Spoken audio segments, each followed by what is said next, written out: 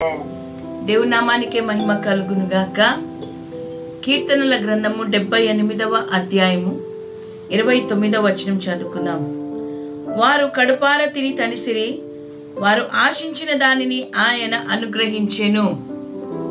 వారు ఆశించిన దానిని ఆయన వారికి అనుగ్రహించెను.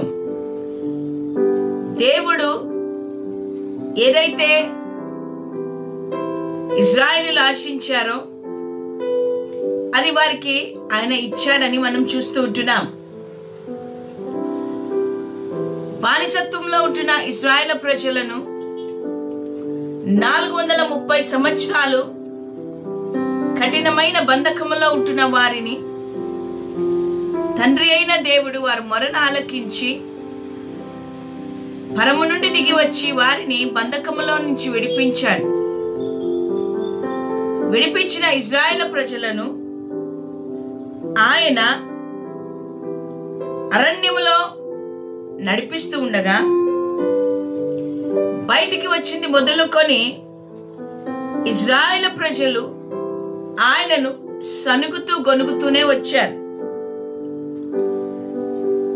ఆయన ఎన్ని మేలు చేసినా, ఎంత వారికి తోడుగా ఉన్నా వారి స్వభావమును మానక నిత్యము సనుగుతూ గొనుగుతూ వచ్చారు. నా ప్రియమైన దేవుని బిడ్డలారా, ఆయన ఆశ్చర్య కార్యములను చూసిన వారు ఐగుప్తు దేశంలో ఉన్నప్పుడు 10 తెగులను దేవుడు వారి ఐగుప్తీయులకు చూపించినప్పుడు ఇశ్రాయేలు ప్రజలు కూడా ఆ తెగులను చూశారు కదా. అయినా వారికి దేవుని యందు విశ్వాసము లేక సనుగుతూ గొనుగుతూ నిత్యము ఉన్నారు. వారు దేవుణ్ణి గొనుగుతూ ఉన్నారు. ఈ అరణ్యములో ఆహారము లేక చావడానికి మమ్మల్ని తీసుకుని వచ్చారా? ఈ అరణ్యములో దేవుడు మాకు భోజనం సిద్ధపరచగలడా అని వారు దేవునికి విరోధముగా మాట్లాడారు.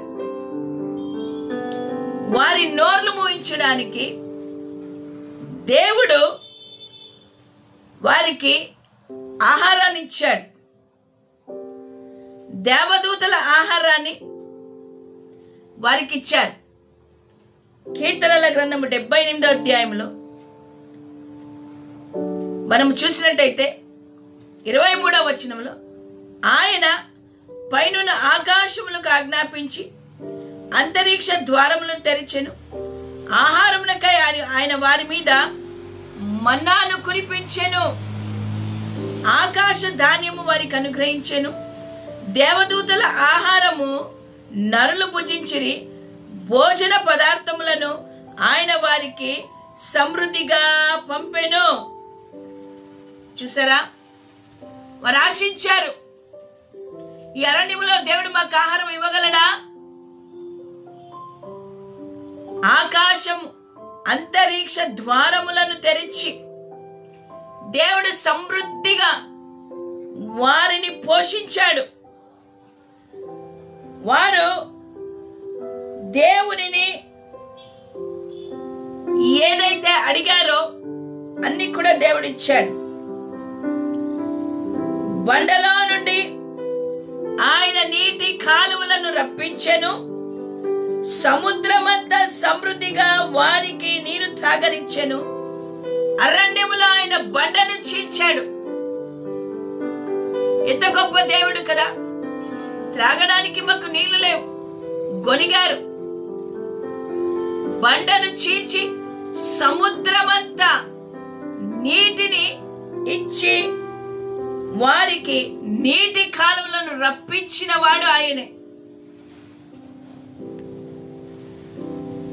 నా ప్రియమైన దేవుని బిడ్డలారా, అయినా వారి స్వభావం మారలేదు, గొనడం ఆగలేదు.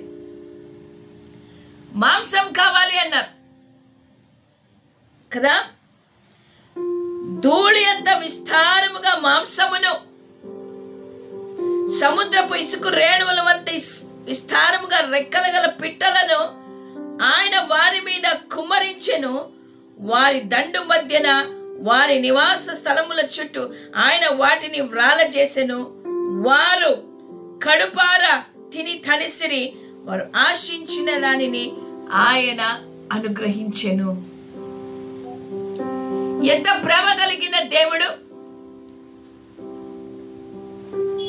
ఆశించిన దానిని మనకు అనుగ్రహించడానికి ఆయన సిద్ధంగా ఉంటున్నాడు.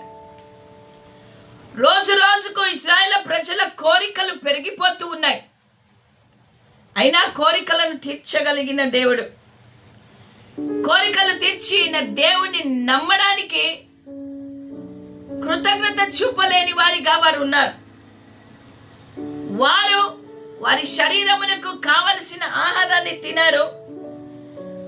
ఆహారము ఇంకా వారి నోళ్ళల్లో ఉండగానే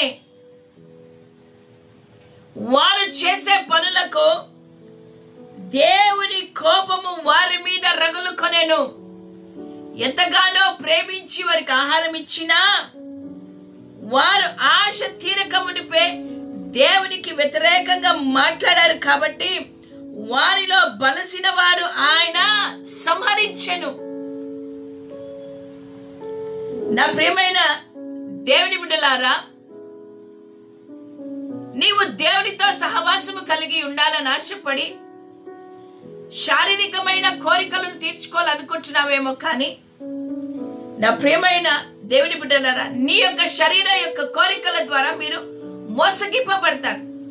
ఈ శరీరముకు ఎల్లవేళల ఎన్నో కోరికలు, తినాలి, తాగాలి, మంచి బట్టలు వేసుకోవాలి, తిరగాలి, స్వేచ్ఛగా బ్రతకాలి ఆశలు. ఎవరైతే ఆయనను ఆశ్రయిస్తారో, ఎవరైతే ఆయన దగ్గరికి వస్తారో, ఎవరైతే ఆయన సన్నిధిలో గడిపి దేవా నువ్వు తప్ప నాకు ఎవరు లేరు, నా జీవితమును మలచి మార్చగలిగిన దేవుడవు నీవు అని ఎవరైతే ఆయన యందు నమ్మిక ఉంచి ఆయన వైపు చూస్తారో, ఆయన నీకు సమృద్ధిగా ఇచ్చే దేవుడు కదా. నువ్వు ఆశించింది నీకు ఇస్తాడు కదా. ఆయన జీవాహారమై ఉన్నాడు. ఆయన జీవమునిచ్చేవాడు. నీ శరీరమునకు, నీ ప్రాణముకు, నీ ఆత్మలకు జీవమునిచ్చే ఆహారమునిచ్చేవాడు. అందుకు యేసు జీవాహారము నేనే అని ఆయన అంటున్నాడు. పితరులు మన్నాను తినియో ప్రయోజనము లేకపోయింది. ఈ ఆహారము తినువాడు. శారీరకమైన ఆహారాన్ని నువ్వు కోరుతూ ఉంటే ఆహారము ద్వారా నీవు నీ శరీరానికి బలమందుతావు, కానీ ఆత్మీయమైన ఆహారము నీకు కావాలని నువ్వు ఆశపడే వ్యక్తిగా ఉండాలి. ఆ యొక్క జీవాహారము ఆయన యొక్క శరీరము, ఆయన యొక్క రక్తము. ఇశ్రాయేలు ప్రజలు తినడానికి శరీరాన్ని కొరకు అడిగారు, కానీ నా ప్రియ దేవుని బిడ్డలారా, ఆత్మీయమైన ఆహారము నాకు కావాలని అనునిత్యము ఆయన శరీరమును, ఆయన రక్తమును మనము నిత్యము స్వీకరించే వారిగా ఉండాలి. ఇది పరలోకము నుండి దిగి వచ్చిన ఆహారము. ఏది? యేసుక్రీస్తు ప్రభువు, వాక్యమైన దేవుడు. పరలోకము నుండి దిగి వచ్చిన ఆహారం ఇదే. అందుకంటాడు యేసు ప్రభు మత్తయి సువార్త 6వ అధ్యాయంలో 53 నుంచి 59 వచనాల వరకు, మన్నాను తిని చనిపోయిన వారున్నారు, కానీ ఈ ఆహారము తినివాడు ఎల్లప్పుడూ జీవించును. జీవాహారమైన వాక్యమైన యేసయ్యను అనునిత్యము మనము ఆశించాలి. ఆశించిన దానిని అనుగ్రహించేవాడు ఆయన. ఈరోజు నువ్వు దేనిని ఆశిస్తుంటున్నావు? డబ్బుని, హోదాని, అధికారాన్ని నువ్వు ఆశిస్తున్నావా? ఇవి నిత్య చెముకు నిన్ను తీసుకొని వెళ్ళవు. ఈ ఆహారమును తినువాడు అనగా వాక్యమనే ఈ ఆహారమును అనునిత్యము భుజించేవారిగా మనం ఉండాలి. వాక్యము శరీరధారి అయి కృపా సత్య సంపూర్ణిగా మన మధ్యలోనికి వచ్చాడు కదా. ఆ యేసయ్యను అనుదినము నువ్వు భుజించే బిడ్డగా నువ్వు ఉండాలి. ఆశ ఉందా? అనుదినము రోజుకు 3 సార్లు 4 సార్లు శరీర బలము కొరకు భుజించేవారు ఉన్నారు. మరి నీ ఆత్మీయమైన జీవితంలో నువ్వు బలపడాలని ఆశ నీకున్నట్టయితే ఈ ఆత్మీయమైన ఆహారమును నాకు కావాలి ప్రభువా, దీన్ని నేను భుజించాలి అని ఆశ కలిగి దేవుని అడుగుతున్నావా? నా ప్రియమైన దేవుని బిడ్డలారా, వాక్యమైన దేవుని మనము ఆశిద్దాం. వాక్యమైన దేవుడు నాకు కావాలని కోరుకుందాం. వాక్యమైన దేవుణ్ణి నేను కలుసుకోవాలి. వాక్యమైన దేవుడితో నేను సహవాసము కలిగి ఉండాలి. ఆ యేసయ్యతో నేను ఐక్యము కలిగి ఉండాలి. ఈ వాక్యమైన దేవుడు నాకు కావాలని ఆశ నీలో ఉందా? లేక ఇశ్రాయేలుల వలె ఇంకా సనుగుతూ గొనుగుతూ దేవుడు ఎన్ని చేసినా కృతజ్ఞత లేని వారిగా, నమ్మకము లేని వారిగా, ఇశ్రాయేలు ప్రజలలాగా మనము కూడా ఉన్నామేమో. బండలో నుండి నీళ్ళనిచ్చాడు, సముద్రం అంతా విస్తారముగా జలమునిచ్చినా తృప్తి లేని వారిగా ఉన్నట్టు మనము కూడా అనేకమైన దీవెనలు పొందుకున్నా తృప్తి లేని వారిగా ఇంకా దేవుని శోధిస్తూ దేవుని సనుగుతూ గొనుగుతూ ఉన్నామేమో. దేవాలను క్షమించమని ఉదయకాలమును దేవుని అడుగుదామా? ఇదిగో ఈ జీవాహారము నేను ఆశిస్తున్నాను ప్రభువా, ఈ వాక్యమును నేను ఆశిస్తుంటున్నాను, ఈ వాక్యములోని సత్యమును నేను ఆశిస్తుంటున్నాను, నాకు బయలుపరచు ప్రభు అని దేవుని అడుగుదామా? ఆశించిన దానిని ఆయన అనుగ్రహించేవాడు. నీ ఆశ ఏదో ఈరోజు నిన్ను నువ్వు చెక్ చేసుకో. లోకాశలు కలిగి ఉంటే అవన్నీ ఒక రోజు అశాశ్వతము విడిచిపెట్టి వెళ్ళిపోతాం. శాశ్వతమైన నిత్య జీవనకు తీసుకొని వెళ్ళే ఈ జీవాహారాన్ని మనం అనునిత్యము దేవుని దగ్గర మనం పొందుకుందాం. దేవుడు ఈ మాటలు మన వినికిడిలో దీవించును గాక. ఆమేన్. ప్రార్థన చేసుకుందామా? పరిశుద్ధుడు, ప్రేమ కలిగిన దేవానికి స్తోత్రాలు. ఆశించిన దానిని అనుగ్రహిస్తానని మాట ఇచ్చారు కదా. మేము ఆశించడం అన్ని శారీరకమైనవే. ఆత్మీయమైన రీతిలో దేనిని కూడా మేము ఆశించలేకపోతుంటున్నాం.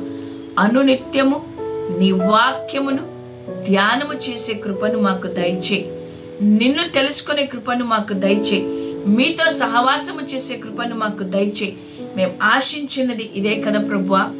నిత్య జీవనకు మేము వారసులు కావాలంటే మీ యొక్క శరీరమును రక్తమును అనునిత్యము భుజిస్తూ వాక్యమైన దేవుణ్ణి మేము ఆశించాలి.